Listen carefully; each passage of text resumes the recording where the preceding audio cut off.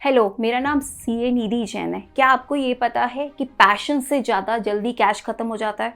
और इसीलिए बिजनेसमैन और एंटरप्रेन्योर्स और ओनर सबके लिए मैंने अपने एक एक्सपीरियंस से, जो मुझे 17 प्लस ईयर्स का एक्सपीरियंस है यूनिलीवर में और यूनिकॉर्न स्टार्टअप में, 100 करोड़ से लेके 5000 करोड़ तक के बिजनेस की फाइनेंशियल प्लानिंग मैंने करी है।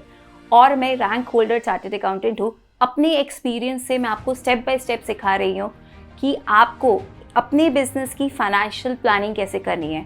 तो इस स्टेप बाय स्टेप गाइड में आपके 10 मॉड्यूल्स हैं। Hello everyone, welcome back. आपको याद है हमने पहले फर्स्ट वीडियो में बिजनेस प्लानिंग के बारे में हमने बात क्या की थी कि एक बिजनेस का फाइनेंशियल प्लान एक जीपीएस की तरह है।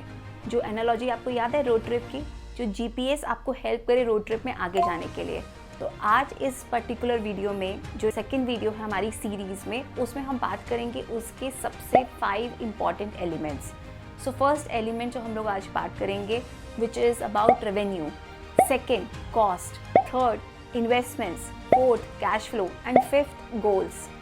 ये सारे एलिमेंट्स एक तरह से समझ लीजिए जीपीएस के लिए दिस इज़ लाइक जीपीएस का एक कंट्रोल सिस्टम। अगर आपको जीपीएस के कंट्रोल से ही नहीं पता, आप उसको सही से ऑपरेट नहीं कर पाएंगे, करेक्ट। तो इसीलिए ये इंपॉर्टेंट है, ये सारे building blocks business financial plan के समझने के लिए स्टेप बाय स्टेप हम इसको लर्न करेंगे। जो आपके बिजनेस के 5 मेन पार्ट्स, ये सारे कोर फाइनेंशियल प्लान, तो इनको देखते हैं। हम एक एग्जाम्पल लेंगे, एक प्रोडक्ट का एग्जाम्पल लेते हैं फेस क्रीम, और एक सर्विस का एग्जाम्पल लेते हैं डिजिटल मार्केटिंग एजेंसी। और ये एग्जाम्पल्स के साथ हम इन कॉन्सेप्ट्स को समझते हैं। तो फर्स्ट रेवेन्यू। सो फेस क्रीम के एग्जाम्पल में रेवेन्यू क्या हुआ, जो भी हम अपने कस्टमर्स को बेचेंगे, हम जितनी ज़्यादा यूनिट बेचेंगे हमें उतना रेवेन्यू होगा। तो वो हमारा रेवेन्यू और हमारा इनकम है।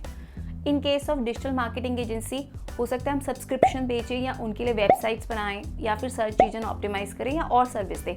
जो भी हमें कस्टमर से इनकम हो रही है वो हमारी रेवेन्यू है। तो हमारा फर्स्ट एलिमेंट जिसको हम प्रॉपरली प्लान करेंगे वो होगा रेवेन्यू और इनकम प्लानिंग, क्योंकि अगर इनकम ही नहीं तो आगे बिजनेस का कुछ हो ही नहीं सकता। Second cost.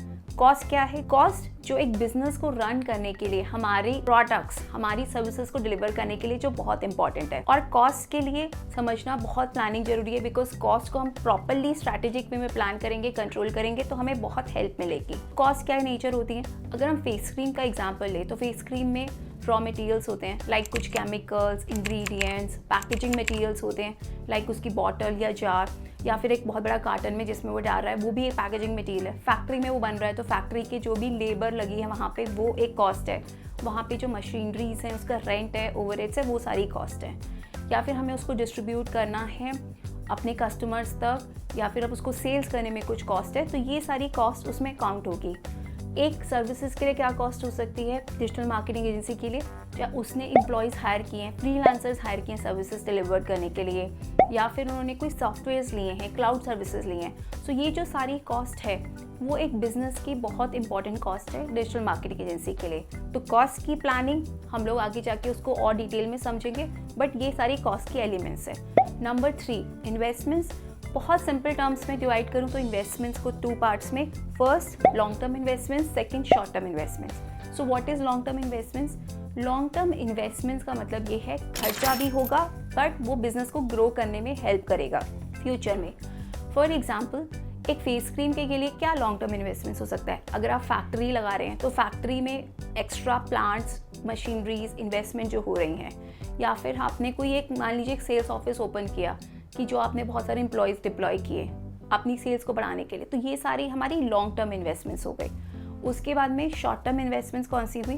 फॉर एग्जांपल, हमने एक मार्केटिंग कैंपेन किया इस साल में जिससे हमें इमीडिएटली सेल्स को बूस्ट मिलेगा, तो वो एक शॉर्ट टर्म इन्वेस्टमेंट है। सेम वे एक डिजिटल मार्केटिंग एजेंसी के लिए हमने कोई बहुत एक एक्सपेंसिव सॉफ्टवेयर सर्विसेज ली हैं, तो वो can be are long term investments.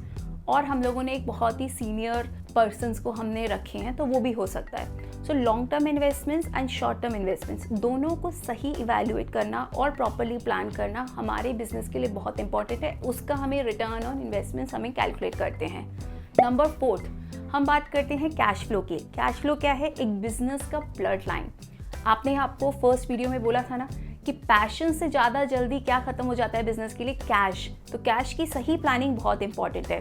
मान लीजिए आपने बहुत सारे फेस क्रीम्स बेच दी, बट हमारे कस्टमर्स हमको 90 डे में पैसा देंगे, बट सप्लायर्स को जिनसे हमने रॉ मटेरियल लिया है, पैकेजिंग मटेरियल लिया है, या फिर जो हमारे एम्प्लॉयज़ हैं, फैक्ट्री की लेबर है, उनको तो वीकली बेसिस पे करना है, या फिर एम्प्लॉयज़ जिनको मंथली बेसिस पे करना है, हमारे खर्चे हो रहे हैं 30 डेज़ में, 60 डेज़ में।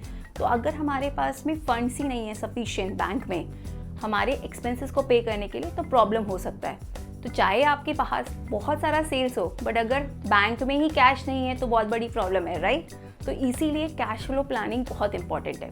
Same way digital marketing agency, उसने 50% एडवांस लेके काम तो कर लिया, और बट 50% उसको मिलेगा प्रोजेक्ट कंप्लीट होने के बाद में। फ्रीलांसर्स को तो इमीडिएट पे करना है, एम्प्लॉयज़ को मंथली पे करना है, तो उस केस में उसके पास सफिशिएंट बैंक में फंड्स होने चाहिए। तो this is what I mean, ये मतलब है कैश फ्लो प्लानिंग का।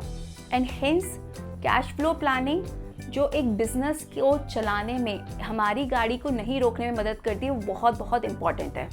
और सबसे लास्ट बट सबसे इम्पॉर्टेंट पॉइंट की बात करें, जो है गोल्स, और उन गोल्स को फिर मॉनिटर करना। हमारे गोल्स क्या हैं? एक इंडिविजुअल के लिए भी गोल्स एक डेस्टिनेशन है, हम कहाँ पहुँचना चाहते हैं। सेम वे बिजनेस के लिए गोल्स एक इंपॉर्टेंट माइलस्टोन है कि कहाँ पे हम लोग जाते हैं, हमारी सेल्स कितनी इंक्रीज होनी चाहिए, हमारा मार्केट शेयर कितना ग्रो होना चाहिए, हमारे कितने कस्टमर्स इंक्रीज होने चाहिए, या हमें कितना वॉल्यूम बेचना चाहिए।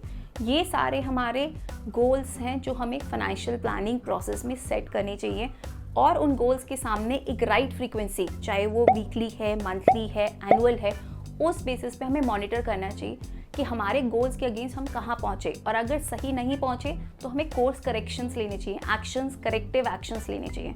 ये कंप्लीट जीपीएस के हमारे बिल्डिंग ब्लॉक्स हैं, ये हमारे को उसको पूरा कंट्रोल करने में हेल्प करते हैं। आगे के वीडियोस में हम स्टेप बाय स्टेप ये सारे बिल्डिंग ब्लॉक्स को डिटेल में समझेंगे। हम ये समझेंगे कि हम इन लीवर्स को कैसे इंप्रूव कर सकते हैं अपनी बिजनेस ग्रोथ के लिए, अपने प्रॉफिटेबिलिटी के लिए। तो मेरे साथ जुड़े रहिए। आपके कोई भी क्वेश्चंस हैं तो अपने कमेंट्स में दीजिए। आपको अपने फ्रेंड्स के साथ में, एंटरप्रेन्योर्स के साथ में ये वीडियोस को ज़रूर शेयर करिए, और आप pursuit of financial leadership channel को जरूर सब्सक्राइब करिए। यहाँ पे आपको नो नॉनसेंस बिजनेस फाइनेंस की टिप्स मिलेगी आपके बिजनेस को इम्प्रूव करने के लिए। मेरे साथ जुड़े रहिए। जो इमीडिएट नेक्स्ट वीडियो आएगा वो हम बात करेंगे इनकम की, कि कैसे आप अपनी इनकम या रेवेन्यू को प्लान कर सकते हैं एंड ग्रो कर सकते हैं। तो तब तक के लिए अपने पैशन को रखिए अपने सही प्लानिंग के साथ।